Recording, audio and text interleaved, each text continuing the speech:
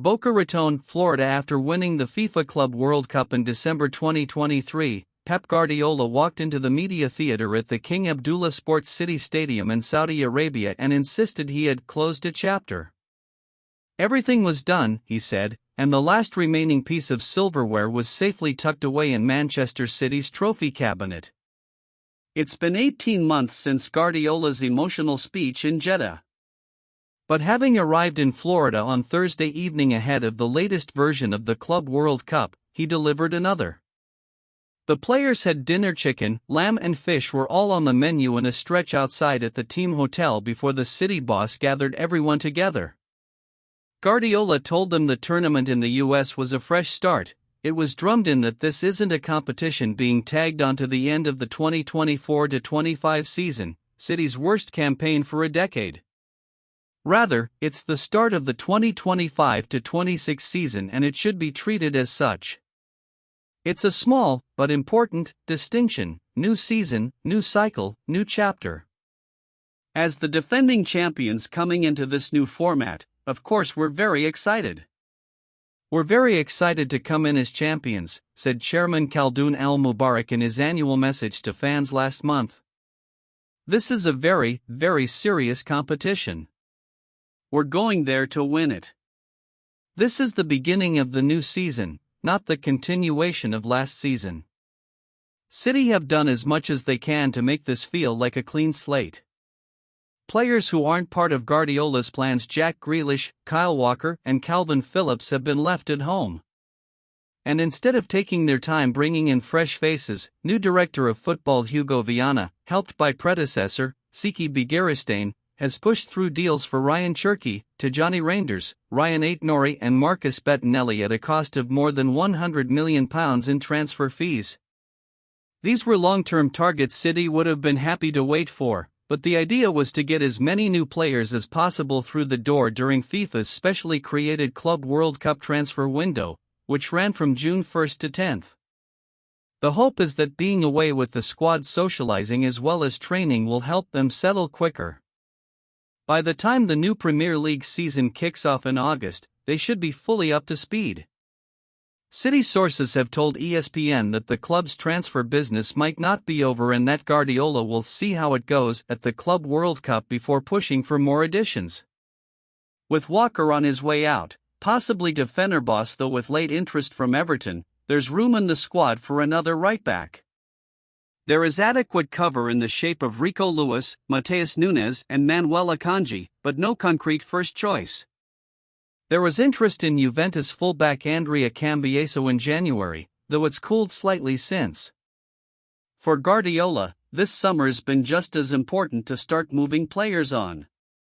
He's named a squad of 27 for the Club World Cup, though it would have been 28 had Mateo Kovacic not been ruled out with an Achilles injury. Guardiola has threatened to quit if he's forced to work with a bloated squad next season, which means some players who have traveled to the US for this competition might still end up departing this summer.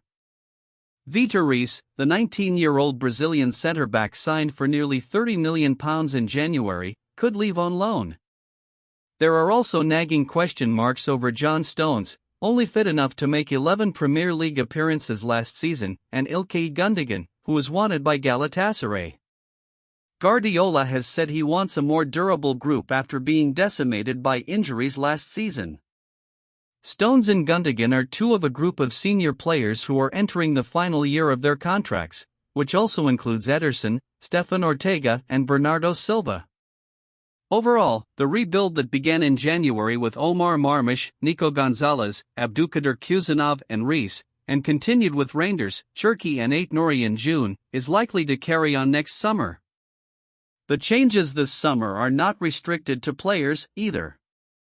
Trusted staff members Joan Molillo, Inigo Dominguez and Carlos Vicens have left, replaced by Jurgen Klopp's former assistant at Liverpool, Pepijn Reijnders, and James French, who arrives from Anfield as set-piece coach. The appointment of Reijnders is most eye-catching. The Dutchman was at the center of the Liverpool team under Klopp, which Guardiola considers to be one of the fiercest rivals of his managerial career. Kolo Touré, who has been working with the youth team, is also in the US as part of Guardiola's backroom team. City haven't yet ruled out the former City and Liverpool defender taking on a permanent role in the future. Sources have told ESPN one of Guardiola's aims this season is to get his players to move the ball more quickly.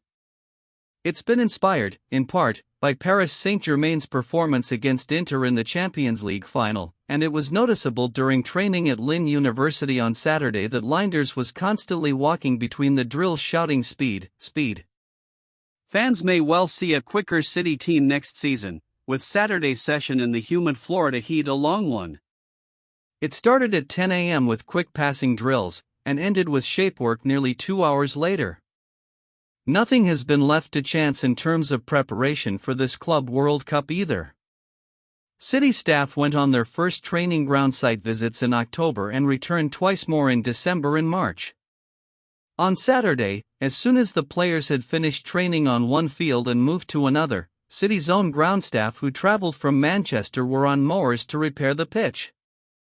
Each game at the Club World Cup is being treated like a Champions League fixture.